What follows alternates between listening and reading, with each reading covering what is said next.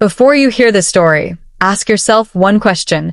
What happens when the people who raised you decide your success belongs to them? When your signature becomes their shortcut and your family name becomes the weapon they use to claim your empire? This isn't just about property. It's about proof.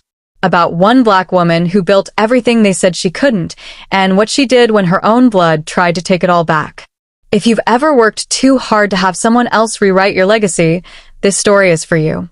Hit that follow, drop your country and age in the comments, and tell me, when family crosses the line between love and ownership, what do you call that? I tapped the end of my stylus against a stack of leasing packets spread across my desk, the blue glow of my monitor catching on the gold nameplate that reads R.A. Matthews, Principal, Meridian Square Holdings. Outside my office window, the quiet hum of a Sunday in New Birmingham, Georgia drifts in, low traffic, distant church bells, sunlight bouncing off glass facades I once could only dream of affording. The property on 128 Vine Street has become my pride piece, a sleek renovation that took 4 years of sweat and strategy. I'm reviewing applications for the top floor units when my phone vibrates twice across the desk. 2 calls in 5 minutes from my cousin Candace. That alone makes me answer. Renee? Please tell me you've checked the family group thread. No, I say, clicking through tenant credit histories. Why? Because you're going to lose your mind. Curious, I open the muted chat, and my breath catches. Dozens of photos flood the screen. My mother, Loretta Matthews, stands in the atrium of my Vine Street building, arms flung wide. My brother Trey is holding a tape measure against a wall on the 3rd floor. Even my Aunt Carla's twins are racing down the hall like it's recess. Then the caption hits me. Finally divided the family property. Everyone gets a floor. I scroll, jaw locked. Trey's studio on the 3rd floor. Aunt Carla's children's suite on the 2nd. My parents, of course, taking the penthouse. And me, apparently keeping my ground floor office since I practically live there anyway. My hand trembles as I set the phone down. My building. My 7-figure project. Years of planning, permits, and financing they had nothing to do with. I whisper, they can't be serious. But I already know better. I call Elijah Price, my site manager. Elijah, how did my family even get inside? He hesitates. Ms. Matthews, your mother showed me paperwork. Said she was still listed as a managing partner in Meridian Square. She had a company seal and everything. I thought. You thought wrong. I snap, forcing my voice to steady. That document's obsolete. She hasn't had any claim since 2017. My mother once co-signed a $20,000 starter loan for me when I was rebuilding my credit. I paid it off, plus interest, before my 30th birthday, removing her from every filing with notarized proof. That was the last time her name touched my business. I grab my keys. Elijah, secure the building. No one leaves until I get there. The drive downtown feels endless, each red light another warning. When I finally turn onto Vine Street, the parking lot looks like a family reunion. Uncles, cousins, distant relatives, dressed like guests at an open house. A banner hangs across the glass doors. Matthews Family Legacy Celebration. Inside, laughter and champagne sparkle under my recessed lights. Someone even hired a photographer. I step through the doorway. My mother's voice carries first, warm, commanding. There she is, our little developer. Come join the celebration. I stop beneath the banner. What exactly are we celebrating? We're just organizing the family's future, she says, reaching for a hug I don't return. Everyone deserves a share of the Matthews legacy. The legacy I built. My words cut the air clean. My father steps in, palms raised. Now, baby girl, don't be selfish. Family comes before business. Trey strolls up, adjusting his designer shades. That top floor's perfect for my studio. Great light. Before I can respond, the elevator dings. Marcel Harris, my attorney, steps out, black portfolio in hand. His presence alone chills the room. Ladies and gentlemen, I announce, voice ringing off the marble, this little takeover ends now. Vine Street Holdings is owned solely by Meridian Square Holdings, and I own Meridian Square Holdings. My mother smiles tightly. Sweetheart, I co-founded Meridian Square. That makes this as much mine as yours. Marcel opens his folder. That's factually incorrect. Here's the current filing with the state showing Renee A. Matthews as the only member. Here's the deed for 128 Vine Street listing the company as exclusive owner. Mrs. Matthews, what you're attempting is called constructive possession, and it's actionable. The crowd stiffens. Security arrives, 3 uniformed guards who fill the doorway. Wine glasses lower. Jokes die mid-sentence. You'd really call guards on your own mother? Loretta asks, tears welling on cue. No, I say quietly. I'm calling them on an intruder. The guards usher everyone out. My relatives scatter like startled birds, my father muttering, Trey glaring, my mother pausing at the door. This isn't over, she hisses. Family means sharing. This was never yours to share, I reply. When the last car disappears, the lobby falls silent. The banner droops from one corner like a surrender flag. Candace steps from the hallway, eyes bright with worry. You okay? Better now, I answer. Thanks for warning me. Marcel straightens his tie. Change every code, every lock, every access list. I'll have cease and desist letters ready by morning. I nod, staring at the fallen banner. This wasn't a misunderstanding. It was a rehearsal, and my family just declared war. The next morning, the quiet of Vine Street is replaced by the metallic symphony of locksmiths at work. 4 of them move in rhythm, clicks, drills, and code beeps echoing through the lobby like a security anthem. Every door, I tell the lead tech, from basement storage to the penthouse. New keycards, new pins, everything digital. He nods without looking up. Across the marble floor, Elijah Price stands stiff as a soldier awaiting sentence. The man hasn't slept, his shirt still wrinkled from yesterday's chaos. Ms. Matthews, he begins, voice tight. I wrote up everything about how Mrs. Matthews got in. He hands me a thick folder. I don't open it yet. Walk me through it. She came Friday afternoon with Trey, he says. Had a copy of an old Meridian Square filing, said she was still managing partner.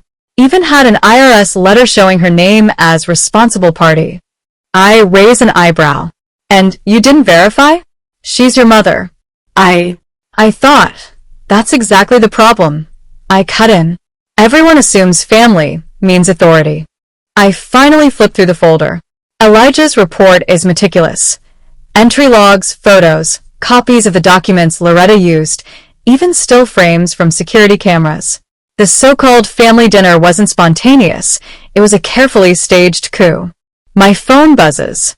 Marcel on the line. Renee, I just forwarded proof that the $20,000 loan from 8 years ago was repaid in full, plus interest, and that your mother's name was officially removed from Meridian's records. There's 0 legal tie left. She knew that. I murmur, pacing toward the window. She's counting on confusion, not facts. She timed it, he adds. This happened right when you're refinancing 2 properties. Any ownership dispute could scare lenders. The realization settles like ice water down my spine. She's not after one building. I say quietly.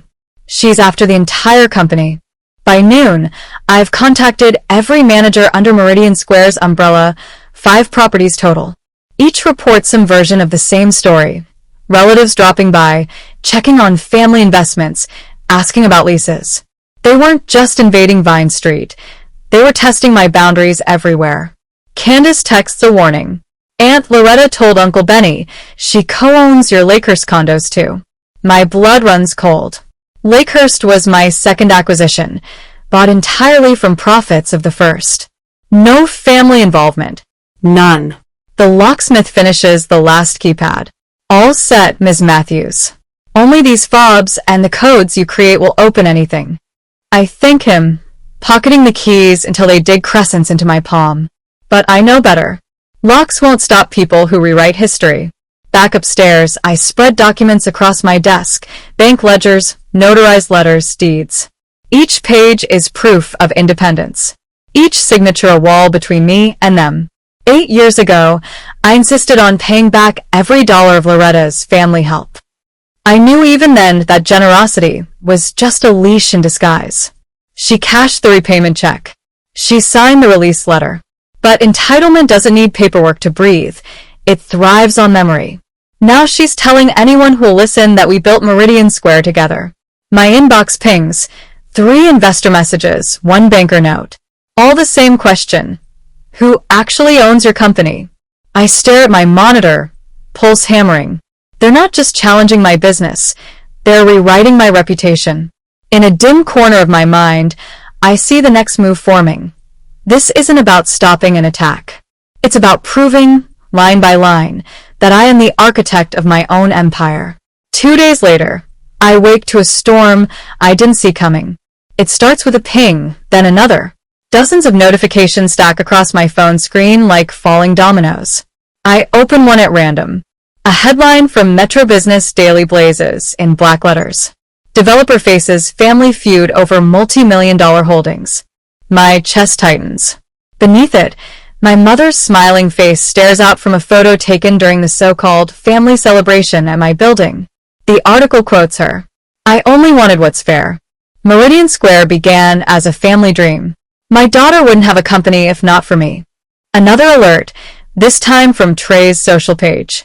He's posted a slow-motion video of my family laughing inside Vine Street, the same footage pulled from their phones that day. The caption, when family forgets who helped them build. Thousands of views. Hundreds of comments. People I've never met calling me heartless. My investors seeing me as unstable. This isn't random. It's deliberate timing. The posts appear the same week I'm finalizing refinancing for Oak Terrace and Lakehurst Lofts, 2 deals that could double my portfolio. I call Marcel immediately. They've taken it public. I'm already on it, he replies, his voice steady as a blade. We'll send formal takedown notices for defamation and false claims. Won't that make it worse? I ask. Not worse than silence, he answers. If you don't correct the record, their version becomes truth. By afternoon, the smear has spread beyond social feeds. Local talk radio hosts debate whether I cut out my own mother for money. A business blog republishes Loretta's words with the headline, When Blood and Business Collide. 3 tenants call, nervous about ownership confusion. 1 lender delays signing until the matter is clarified. I lean against my desk, pulse pounding. They've turned sentiment into strategy, and I'm losing control of my own narrative. That night, I stay in the office drafting a statement, not as a daughter defending herself, but as a professional correcting misinformation. Every word measured, every fact verifiable. Meridian Square Holdings is privately owned by Renee A. Matthews. All founding loans were repaid in full over 7 years ago. Legal documentation confirming sole ownership is publicly available. No emotion. Just truth. Marcel calls at midnight. The letters are out, to every site, every platform, even your family's counsel. Will they listen? They don't have a choice. Truth carries its own weight. The next morning, I refresh my browser. The business blog post disappears, replaced with a short apology notice. Trey's video vanishes next. And by late afternoon, Loretta's post is gone too. For a moment, I allow myself a slow breath. Not victory, but a pause in the noise. Marcel's right. Facts have gravity. Enjoy the quiet, he warns during our debrief call. It won't last. They'll try another angle. He's right again. Because within 48 hours, Candace texts me 1 line. They've hired a lawyer. The name she sends next chills the room. Reed Hanlon, a specialist in family partnership disputes. If Loretta's starting a war, she's bringing an army. That night, as the city hums outside my window, I realize something deeper. My mother doesn't just want my buildings. She wants my credibility, the invisible capital that built them. But she's underestimated what I've learned from her. How to plan 3 moves ahead. How to weaponize documentation. How to turn every attack into an exhibit. They think I'm cornered. I'm just getting ready to build higher. 3 weeks later, my office doesn't look like a workspace anymore. It looks like a war room. File boxes line the walls. Every binder labeled. Meridian Square, founding, Vine Street, repayment records, public filings. My mother's campaign has evolved from social gossip into a full-blown legal offensive. A thick envelope arrives by courier that morning. Hamlin and Associates, attorneys at law. Inside, the words leap off the page. Loretta Matthews, Trey Matthews, and Carla Benton versus Meridian Square Holdings, LLC. Plaintiffs, my mother, brother, and aunt. Defendant, my company. They're suing for implied partnership and ownership interest. When I finish reading, I don't throw the papers. I don't cry. I just exhale, slow and steady. This is it, I whisper. They really did it. Marcel looks up from his seat across the conference table. Then we respond the same way we've handled everything document by document. By that evening, we've covered every inch of the table with proof. The notarized letter removing Loretta from all Meridian accounts. The bank statements showing full repayment with interest. The corporate amendments filed years before I purchased Vine Street. Marcel outlines the plan. They're claiming partnership, so we'll dismantle it line by line. We'll show when her name ended, when every property began, and who paid for what. He glances up. We'll also highlight motive, pressure tactics, not business claims. What about timing? I ask. They've filed an emergency motion to freeze Meridian's assets, he says grimly. It's procedural, but it halts your refinancing until next week's hearing. I feel my pulse climb, but I nod. Then we work fast. The following Monday, I wake to another blow. The morning news cycle. Mother sues daughter over family development empire. There she is, Loretta on Channel 7, tearful under perfect lighting. I just wanted recognition, she says softly. Renee and I built Meridian Square together. Then she locked me out. The reporter leans forward. And you're seeking justice? I'm seeking fairness, my mother replies, blinking carefully into the camera. I mute the TV. The silence afterward is deafening. This is no longer about facts. It's about optics. That evening, Marcel gathers the team in my conference room. We're countering perception with proof, he says. He lays out the latest weapon, the certified amendment removing Loretta from Meridian Square, filed 2 years before the Vine Street purchase. The document is stamped, signed, and witnessed. This single page, he says, tapping the date, ends their entire case. We prepare the presentation overnight. I don't sleep, just review, cross-reference, highlight. Every signature, every transaction, every deed becomes armor. By dawn, I'm calm again. The kind of calm that comes when fear finally burns itself out. The courthouse smells faintly of wood polish and nerves. A camera flashes pop outside as we walk in. Reporters murmur. There she is, the developer. Inside, the courtroom hums with quiet tension. Loretta sits at the plaintiff's table, pearls around her neck, that same gentle smile she used to win every argument when I was a child. Hamlin stands beside her, all steel-gray composure. When the judge calls our case, Hamlin starts first. Your Honor, this is a simple matter of fairness. Mrs. Matthews co-founded Meridian Square with her daughter, provided financial capital, and was later erased from ownership records without consent. He gestures toward Loretta. She seeks recognition, not revenge. Then Marcel stands, measured, unflappable. Your Honor, the plaintiff's claim relies on outdated and voided filings. We have certified documentation showing Mrs. Matthews' removal from Meridian Square 8 years ago, acknowledged by her own signature. He slides the notarized release onto the projector. Loretta's name glows on screen beside the words, released from all ownership and liability. The judge leans forward. Mrs. Matthews, is this your signature? She hesitates. I didn't understand what I was signing. Marcel raises another exhibit. Perhaps you understood this then, a repayment receipt for $20,000, signed and deposited by Mrs. Matthews.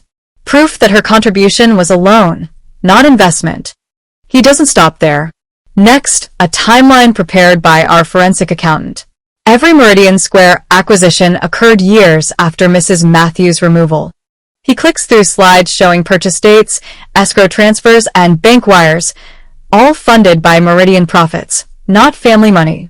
The judge's brow furrows deeper with each page. And finally, Marcel says, "We submit evidence that this lawsuit was not a good faith claim, but a coordinated attempt to pressure Ms. Matthews into settlement. We have a documented transcript of the plaintiff's private discussion to force her to fold before trial." Gasps ripple through the courtroom. Loretta's hand trembles. Hanlon's jaw tightens.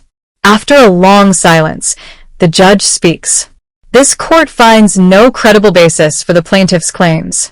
Case dismissed with prejudice." The words echo. Dismissed with prejudice. Loretta slumps back, color draining from her face. Trey stares at the floor. Hanlon simply exhales, defeated. Marcel turns to me. "You did it." "No," I say softly. "We did." Outside, reporters swarm. Microphones thrust forward. I don't stop for interviews. I just walk down the courthouse steps, sunlight spilling across my shoulders. For the first time in months, my breath doesn't feel borrowed.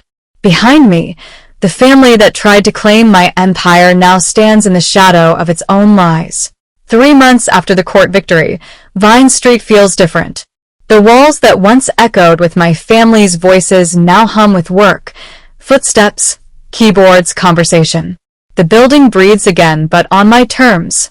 Claire knocks on my office door, no longer Cousin Candace, but Claire Benton, Communications Director at Meridian Square Holdings.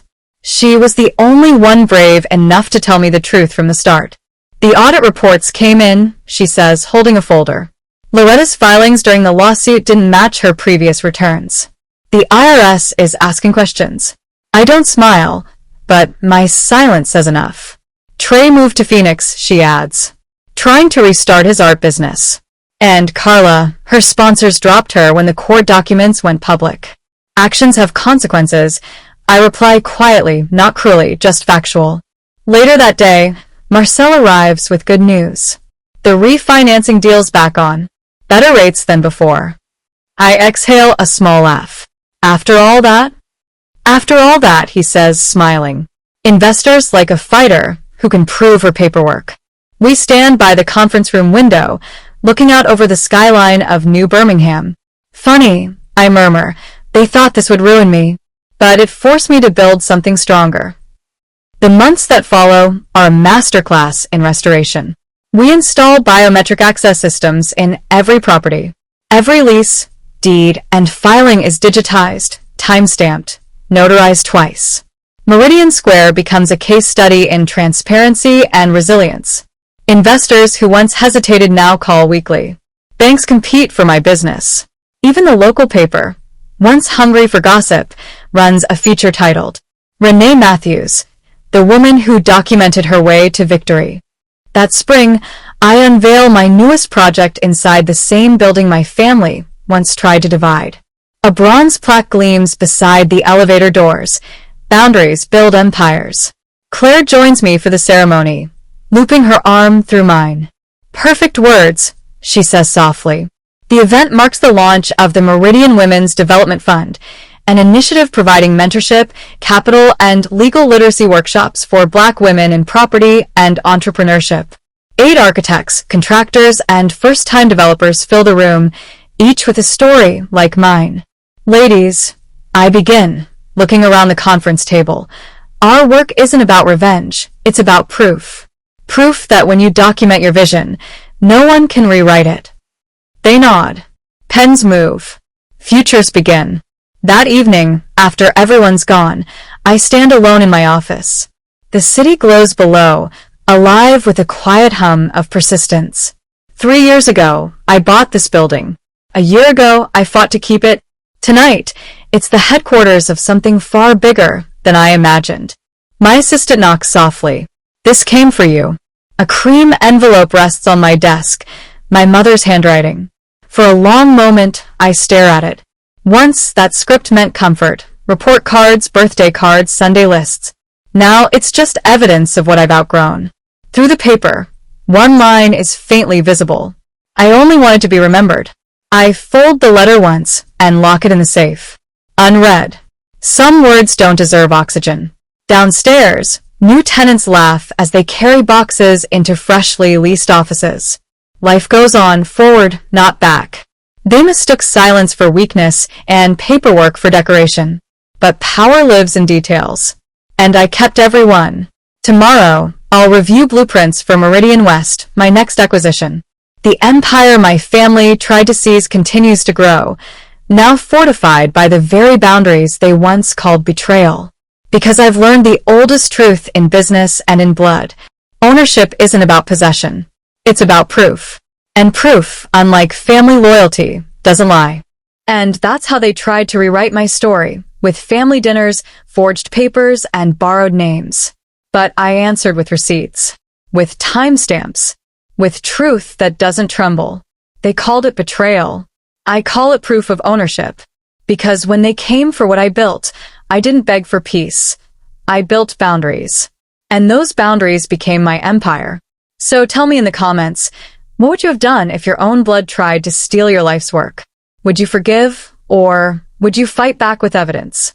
Don't forget to like, share, and follow for the next chapter in Revenge Tales by Camera, where every document tells a story, and every woman learns that paperwork protects power.